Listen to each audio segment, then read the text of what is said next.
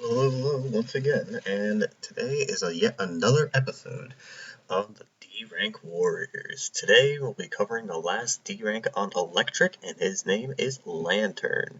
So let's go into the team builder and discuss why Lantern is actually the worst Pokemon on Electric that I have ever used. Like really, this Pokemon, this is all it can do. It's literally just a defensive pivot. You can't run a defensive set because it's got bad attacking stats and also just a really bad move pool in general. Like, yeah, sure, it has Dazzling Gleam, Hydro Pump, Ice Beam, and all that, but it does not have the special attack stat to go with it. And you want to know something else? There's a Pokemon that does its job better, and its name is Rotom Wash. This Pokemon has Lantern's typing, but it also has Levitate, and this allows it to be immune to ground types, which is kind of a key weakness that Electric struggles with.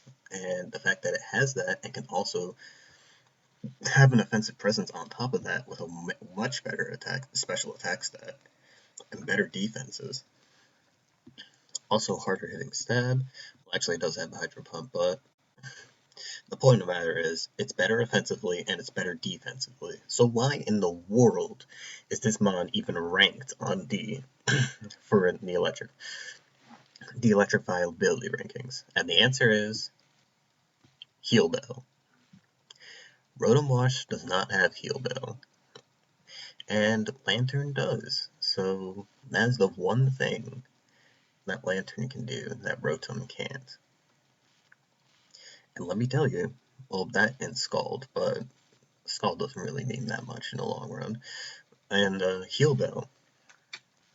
Heal Bell is probably the only reason this thing is even ranked by the council, because knowing them, they probably wouldn't have ranked this thing at all if it had absolutely no niche, because it's literally just wholly outclassed by this Pokemon right here. But Heal Bell does allow it to function better as a cleric of sorts, and that might seem useful on an offensive team until you realize that you actually have to use it on an offensive team. Now granted, this is electric and you are able to pivot into it relatively well thanks to Volt Switch spam, but if you're not able to Volt Switch on something, then this Pokemon becomes dead weight. And also, not every team has like a form of status, or at least a really prevalent form of status that you can at least like want to get rid of. Most teams usually have paralysis, yeah, and there might be some random burn chances or random freezes that might happen to you, and yeah, Lantern will be useful in that, but that's so situational, so niche that it's just almost not worth wasting a slot on, especially if you're an offensive type like Electric and you need every single slot to mean something. Because Electric, as I said in the last video with Heliolisk, struggles as a type, and it really needs as much support as it can to work best. And Lantern just does not offer that much to the table as a Pokemon on its own. But because I have to use this Pokemon in the D-Rank Warriors series, I made two teams for it. So the reason why Lantern is even good on water, for example, is because it has the team support. It has a Wish Passer and well, not Alomomola this gen. Actually, I don't know who Wish Passer is this gen. But besides that, it also just has better Pokemon like Quagsire and who else? Vaporeon to help him out and help do his stall thing better. In return, he can Heal Bell, he can Toxic, he can Volt Switch into those walls. Much better synergy altogether. But with these walls, Stunfisk has no recovery. Rotom Wash literally gets destroyed. It's still good on its own right, but it's literally just it's overkill. And Stunfisk, as I said, is really, really bad, but it's the only other good defensive Pokemon that this type has. Because otherwise we'd use Pincurchin, but Pincurchin is not that good on its own without Alolan Raichu. And we don't want to waste a slot on Pincurchin anyway, because we need as many defensive Pokemon to work on the core as possible. So that's why we're not using Pincurchin on this team. Although it is an option, I still don't think it would be that good, and Stealth Rock is just a lot better of a hazard than Spikes, at least on balance, I find. But yeah, that's the reason why we have Stunfisk on here. And Stunfisk also isn't ranked, so that's kind of questionable. But yeah, we have a balanced quote-unquote team, and we also have an offensive team with Rotom Mo to help with the ground a little bit more, because we're going to be struggling against that. And yeah, this, for the most part, is what this team will look like. So it's going to be really, really rough trying to ladder with this team, and I'm probably going to lose a lot in this video. So if I lose my cool, please understand that this is just because this is how hard this type is in general, and just how hard it is to use Lantern. So let me show you guys on the ladder just what this Pokemon is capable of. So first we'll use the offensive team.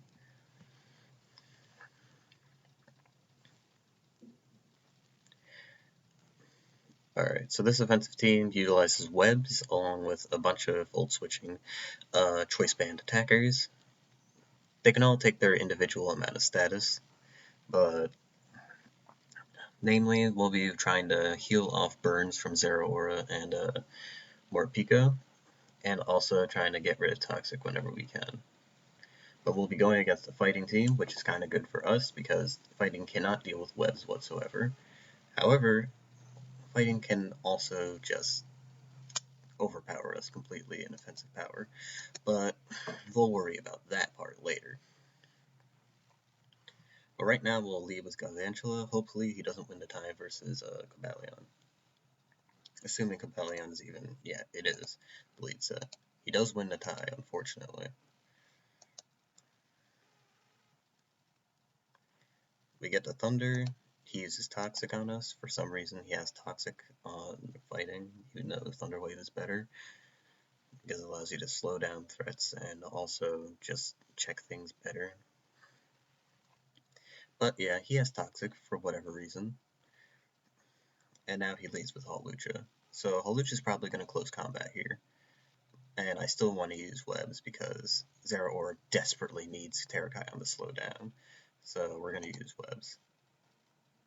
For whatever reason, I'm faster than his Hawlucha, which makes no sense.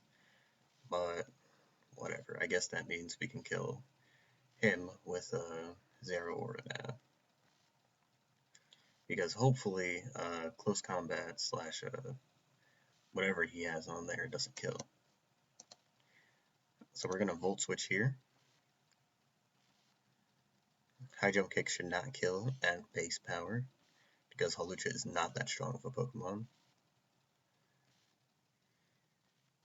Acrobatics does nothing, as predicted, and he gets absolutely chunked. So now we're going to send in Rotom, because if we send out Morpeko, it's just going to be in its Dark-type form, and that's not going to help us at all.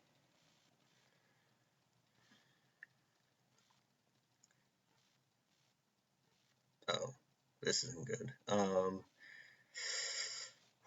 Alright, so assuming this is a special attacker set, we're going to switch into Lanturn here on the Clangor Soul. Yep. He apparently also has leftovers for some reason. That's interesting. We're going to use Toxic here. He might use it twice. He probably is going to use it twice because he thinks Lanturn isn't going to do anything, and he'd be right, but I do have Toxic. So he's most likely going to do it again. He has Earthquake. Okay, so this is not going to go well at all. Hopefully I don't miss Play Rough here, even though I probably will miss it, because I'm not very lucky.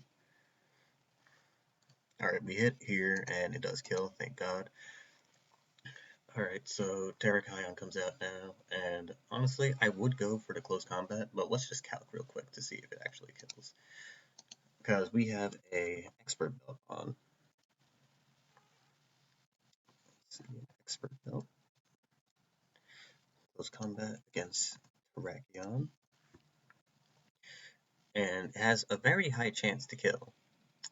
But as you all know, I have the worst luck, so this is not exactly reliable to go for.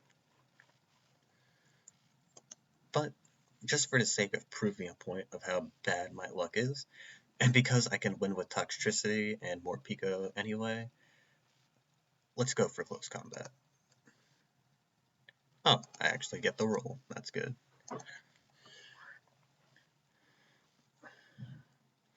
Alright, so we're going to switch out here because it's pretty obvious that he's just going to Mach Punch. So we're going to run away. He Mach Punches. He, for some reason, is not Burn Orb, which is interesting, to say the least. We're going to discharge here. Hopefully it doesn't activate Paralysis, because that would be very bad. Not going to use Leaf Storm, because that's just pointless. We unfortunately do activate Paralysis. So we'll sub here, see what he uses. Ice Punch, alright. We're going to use Leaf Storm.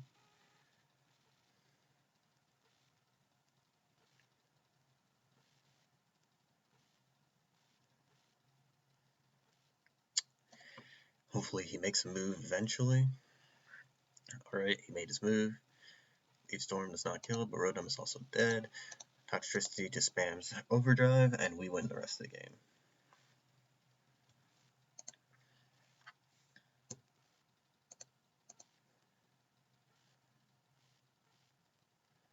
And yeah, Overdrive should kill here. Yeah.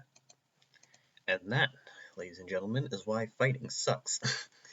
But yeah, jokes aside, Lantern did not do that much for this team, besides be completely useless. It did potentially help out with Como a little bit, but it got earthquaked, and well, can't really do much about that because that set doesn't make sense. Because you want to be a special attacking set on Como anyway, and he didn't even have, he had leftovers instead of Throat Spray, so I don't really know what he was going for. But we still won, because Electric still overpowers fighting. Offensively, at least, so, and because we had webs, fighting just cannot do anything against teams with webs, so we just kind of won, mainly because of that.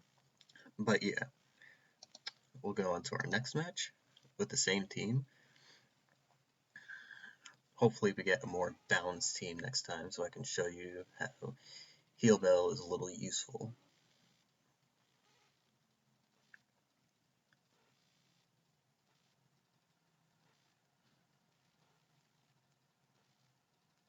Alright, so we get a Fairy team, and Fairy is not very fun to go against at all. He's also Highlighter, and that's not very good for us either. So we do have Toxtricity to help us out with this a little bit, but Toxtricity can only do work if we slow down everyone on this team, and that's not going to be easy to do. So I think our best bet is to, because he can send out Ribombi first. Alright, we're going to go Zeraora first, just to deal with Ribombi, yeah. So he sent out Ribombi first. Plasma Fist here, and then we can switch into... Alright, that somehow didn't kill. I don't know... Okay, he said it was a misclick, and he quits. What was supposed to happen in the rest of that game was Zeraora would... He was supposed to Quiver Dance there. I would go to Lantern. Lantern would take a hit, Volt Switch out, and then I could just put in Galvantula. And either... Well, actually, no, I wouldn't even put in Galvantula. I'd probably put in Morpeko. Actually, yeah, you know what? It didn't matter, because it's basically 50-50, whoever he uses. Actually, no, if I put in Galvantula, he goes Hatterene. If I go Morpeko, he goes Gardevoir. So it's kind of a losing battle regardless, but yeah, that is something that this guy can do. He can just kind of pivot out on special attackers, but note how I say special attackers and not physical attackers, because this thing does not do good against physical attackers whatsoever. So yeah, you're just going to have to deal with just being able to pivot against special attackers, and that being it. Alright, we're going against the Keyboard Smash player, using a Poison team. Pretty standard Poison team, except it doesn't have Vileplume, so he kind of loses to Excadrill pretty hard. We're going to use because he does have a defogger. He does have a defogger. But Morpeko can kind of shatter this team. So I think what we're going to do is we're going to go Galvantula first. Alright, so we're going to click on Sticky Web first because he has a defogger, so any sort of ability he uses on Antoinette here won't work. Well, what do I mean ability? I meant, yeah, you guys know what I meant. Sleep Powder. Yeah, that's what I meant to say. Anyway, we hit him. He Toxics, whatever, doesn't matter. He also doesn't have a ground immunity, but I don't think this type has one. He quits because I guess Galvantula is just frustrating. I'm getting a lot of rage quits today. I don't know why. But yeah, I still haven't been able to showcase this this team. So I'm gonna go again on the ladder. And hopefully we'll run into someone who isn't going to quit in the first few turns. Alright, we get a Ghost user, so this should be a fair match. Morpeko can also shatter this team because Sableye cannot do anything to it. And Webs, and assuming this is Infiltrator Dragapult, we should be able to actually put a number on this team once we get rid of Mimikyu's disguise, that is. So this could be a fair match, especially since we can pivot out against Gengar. But it's going to be pretty difficult, especially for us. So also he has, unless his Decidueye is Defog, he has no hazard removal. So we're going to put out Galvantula first.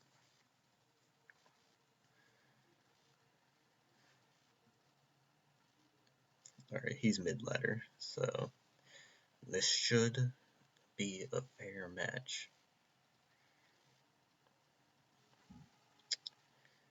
However, he is taking a little bit to move, which is not fun. We're gonna click Sticky Web first turn, because we're assuming he's an attacking set and not random defog on 3 attacks.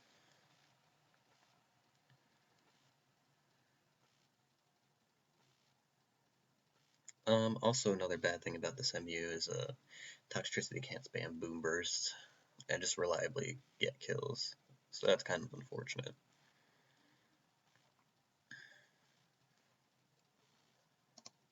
Alright, this guy's taking really long. I don't know why he's taking this long to decide to move. It's Ladder Burrow. But hey, if he takes too much time, we get a free win. But I kind of don't want that because I want to showcase this team, and, well, it's going to take a while. Also, this episode is going to be much longer, as you probably have already noticed. This episode is much longer than the other episodes because of how I'm using 2 teams instead of just 1. Because I want to showcase the 2 different kinds of teams this guy can be usable on. And it's going to take a while to get sufficient games with those 2 teams. So, yeah, we're just going to have to deal with what we have here.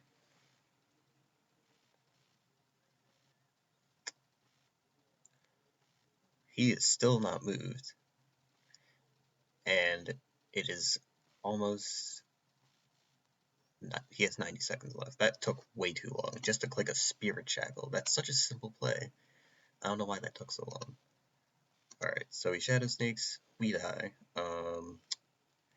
We could just spam Crunch on Morpeko here. Probably will. Especially since we have a stab on it. Alright, he's gone. He's probably going to send in Mimikyu or something. Because Mimikyu would make the most sense here. If he sets in Gengar, he's kind of throwing. Also, his only defogger is dead, so now we have an advantage. Albeit a slight one, because this is still not a very good position for us. Alright, Lantern switches in on Gengar for free. We Volt Switch here. Actually, we could have clicked Toxic. Toxic was pretty free there. But it's whatever.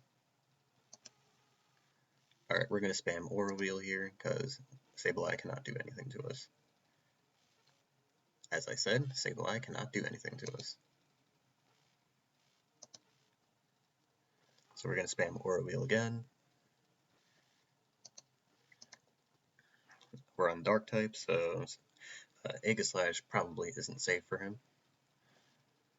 Alright, he sends in Mimikyu finally. We're going to send in Rotom.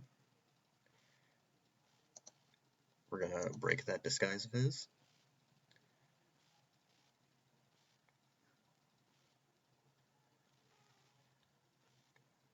Alright, no para, but oh no! He's this set. This is not good. This is not good at all. Yeah, this is not good. Red card set is going to throw us off a lot. Alright, but Aura Wheel should still kill here, and because we're a Dark type, we shouldn't have to worry about that killing us. So yeah. Alright. Not sure if Aegislash lives this. I should probably do a Calc. So, Repecco, Choice Band against Aegislash. Obviously, Aegislash Shield. I mean, most of the sets are pretty much Swords Dance. So let's see, Aura Wheel is Dark type.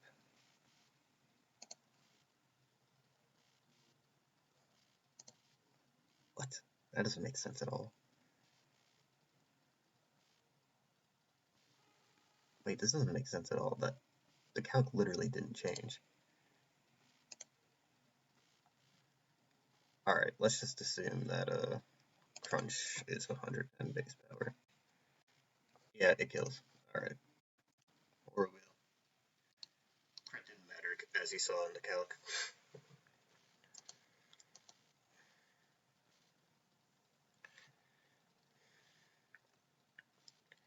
Alright, Dracopult's gonna take a hit here, but I honestly don't know what to do.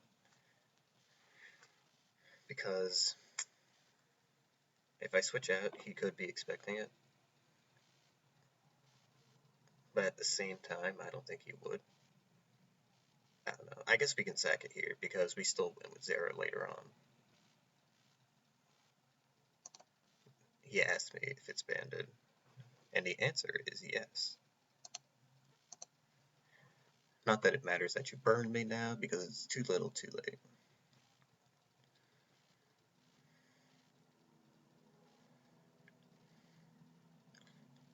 Dragapult is dead now, and now we kind of just spam Aura Wheel for a little bit. But yeah, as I said, Aura Wheel is just a big threat to this Ghost team. Oh, he cursed bodied me anyway. But it's fine, because Zero Aura just wins the rest of the game. Just like that.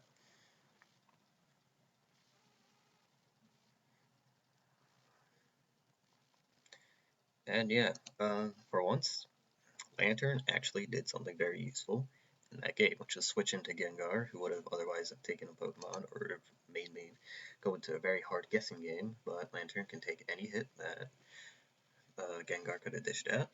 Volt Switch out, and just leave. Just allow me to put in another threat. So yeah, it does work as a bulky pivot, but in very, very niche situations. I won't lie, I feel like he was good in this situation. I don't feel like another Pokemon could have done this better, because like Rotom would have been a little bit more risky, and he's also kind of super weak to Energy Ball, if this Gengar even had it. But if Lantern took Energy Ball, it wouldn't have been that big of a deal, because I'm pretty sure it can take multiple Energy Balls from this Pokemon, because it's just that fat, especially. So, also, I'm going to correct myself. I think I said Lantern was very especially fat. Was actually not as fat as a Rotom. That's not true. Physically, it's not as fat as Rotom, but spatially, it's way, way fatter. Because of its, like, actually enormous HP stat. Like, look at this, 125. That is ridiculous. And 125 HP stat is ridiculous. And paired with 76 special defense, that's a very especially bulky Pokemon. And Rotom Wash is not nearly on that level. But yeah, this perfectly showcases what this team kind of does. Actually, I'll save this replay just so I can make a post about this later. Alright, but next up we have the other team. And this one is going to be Lanturn and its balanced quote-unquote core. This team is probably not as good as the last team, but it just kind of goes to show my point of like why Lanturn just cannot work as well as it should.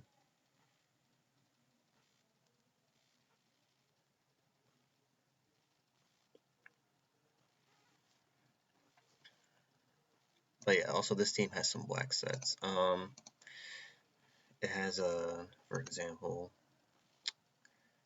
Bulk Up, Substitute, Zeraora, you got Specs, Toxtricity, and Choice Band Morpeko without the thing. And now we're up in our game. We got Dragon, and Dragon is one of the worst matchups for Electric to deal with.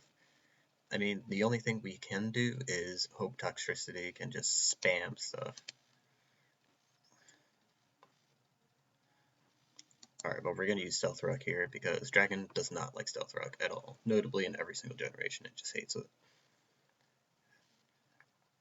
Mainly because Pokemon like Cure and Black just don't really like taking those. Stunfisk, because of its amazing bulk, has managed to take that Draco Meteor with ease. Keep eating those Draco Meteors. Yum, yum, yum. Next up with Stunfisk, because Stunfisk literally cannot do anything, we're just going to end up pressing Toxic.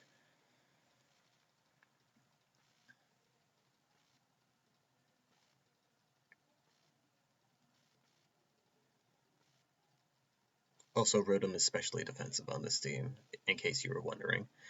But, yeah, Stunfisk is probably going to end up dying here because literally, it literally will not do anything else on this team.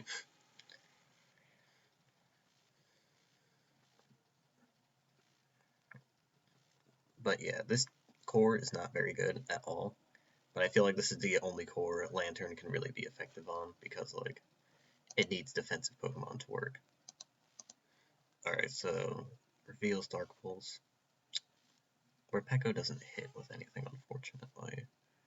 So I'm gonna have to go Zera here. Click Close Combat. Pray that he doesn't go hard Dragapult. He does not, except Zeraora is a weak Pokemon.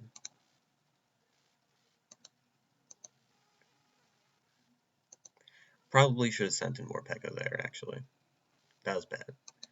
If I sent in Morpeko, it would have been Dark type. Actually, I got most of Wall, so never mind. That was fine.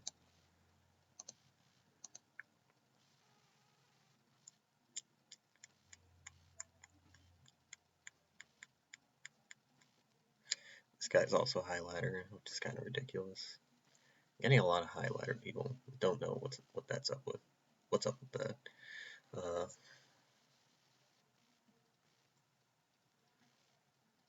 But yeah, Toxtricity is gonna try and do something here, assuming the Como isn't like soundproof, which would actually be pretty fine, because Como doesn't really care what ability it uses this gen. Bulletproof is the most useful one, I guess, but like Overcoat and Soundproof also are pretty niche. They're all kind of equally niche, but I feel like most people just gravitate towards Bulletproof because they're just like, ooh, I don't get hit by Sludge Bomb or any of the multi-hit moves. I'm pretty sure. So yeah, I guess that's what its main selling point. But like, it really doesn't matter which one you use because they're all pretty niche.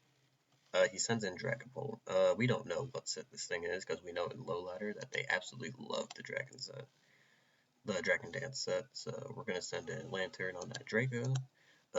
He takes that Draco like a champ, so we're gonna click Toxic. We're gonna go into Rotom here, sack him, and now we're probably gonna go into Morpeko next turn. Alright, he gets rid of both of our rocks. Alright, we switch out.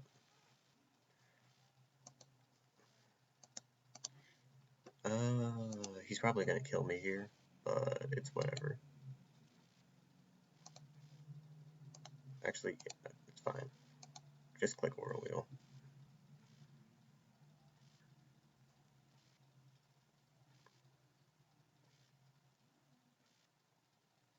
He's probably gonna click Draco Meteor and end up killing me, but it's not like I really have a good switch in anyway, because I need a Lantern healthy.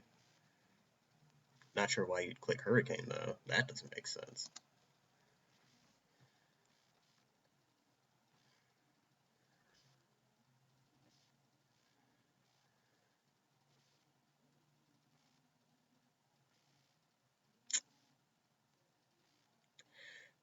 Alright, here comes Kieran Black, and he's going to torture my entire team. Gonna click Aura Wheel, because I'm just predicting, like, straight up, he's just gonna try and use Dragon Dance. Alright, he didn't Dragon Dance first turn like I expected, but that leaves him more vulnerable to getting hit by this, so Boom Burst up. Bop. Gone. Absolutely eviscerated. It may look like I can still bring this back, but literally Toxicity and Rotom are both almost dead, and Lantern is about to die, because it doesn't do anything.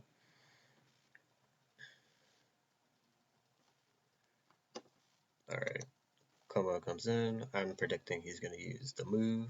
Him. We're going to pray that he isn't soundproof, even though he brought him in when Dragapult was the better play. He's probably soundproof, but it's not like I can really do anything about it. Because even if I switch in Lantern, what's going to happen? He's just going to die.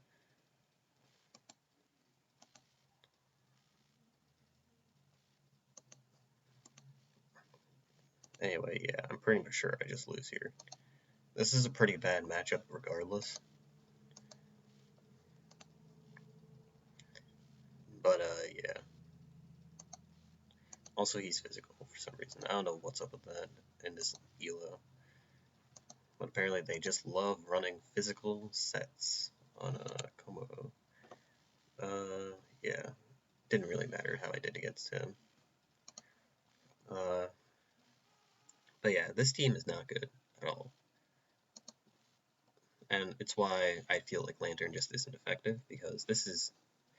I would say this is how you effectively use him, but after seeing like a few of the games with this team, I can actually kind of see his niche, shockingly enough. So I came into this video expecting to really hate this Pokemon, because I really don't think it's that good, but I realize now that it's actually not that bad. I mean, it's still really awful. I mean, don't get me wrong, this mod is still terrible, and you should almost never run it, but I can see its niche. I can see its niche. But do I think it deserves a D rank? Absolutely not. I think it should still be unranked. But that's just my opinion. You can leave your opinion in the comments below after you finish watching this video. Speaking of finishing watching this video, that is it for this episode.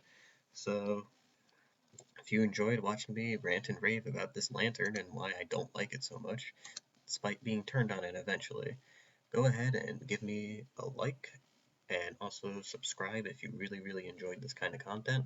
I'm going to be doing this every single day except for Sunday, so if you enjoyed it, please let me know. And give me any recommendations for sets you would want to see on a future episode of this. My name is Namranan, and I'll be seeing you next time.